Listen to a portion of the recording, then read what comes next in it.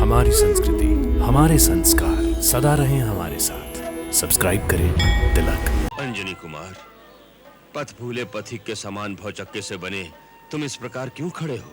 ये क्या भेद है जामवंत जी? इस भेद को कोई नहीं जानता। स्वयं अंजनी कुमार भी भूले हुए हैं। क्या भूल गए हैं? अपना अथाह अलौकिक अपार बल, दैवी शक्ति। तुम्हारे भौतिक माता पिता केसरी और अंजना अवश्य हैं, परंतु तुम कैलाशनाथ भगवान शंकर के 11वें रुद्र हो। वायु का तीव्र वेग तुम्हारे अंग अंग में समाया है। हे केसरी नंदन, इसी कारण संसार तुम्हें शंकर सुवन और पवन पुत्र कहकर पुकारता है। हे हनुमान, तुम्हें तो ये भी याद नहीं होगा कि तुम्हारा हनुमान नाम कैसे विख्यात हुआ। कैसे विख्यात हुआ? आंजनेय के बाल्यकाल में अज्ञानवश इंद्र ने वज्र प्रहार किया।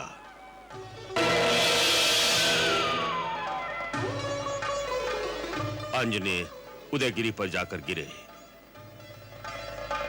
वज्र प्रहार से उनके हनु अर्थात ठोड़ी पर चोट लगी। इंद्र को अपनी भूल का भान हुआ। उन्होंने क्षमा मांगी। तब से तुम्हारा नाम हनुमान प्रख्यात हुआ। हे हनुमान, तुम श्रापवश अपनी अपार शक्ति को भूल गए हो। याद करो, देवताओं द्वारा दिए गए दिव्य तेज और अपरिमित बल तुम्हारे अंदर समाते नहीं थे। तब तुम ऋषि मुनियों को अपने नटखटपन से तंग किया करते थे।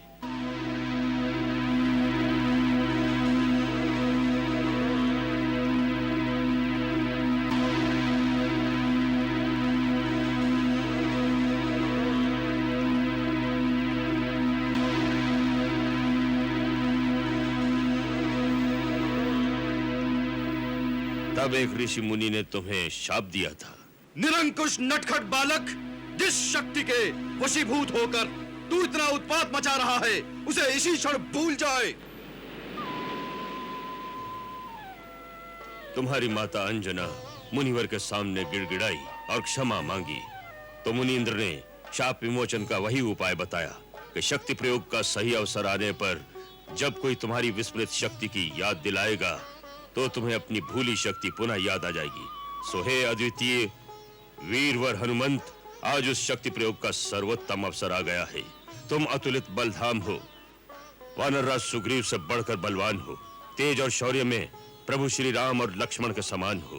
तुम्हारे अंदर गरुड़ की शक्ति है, सूर्य की उज्ज्वलता है। हे ज्ञान गुण निधान, पुरुषार्थ के प्रतीक, हमारी समस्या का समाधान तुम ही हो और तुम ही इस प्रकार मौन धारण किए खड़े हो।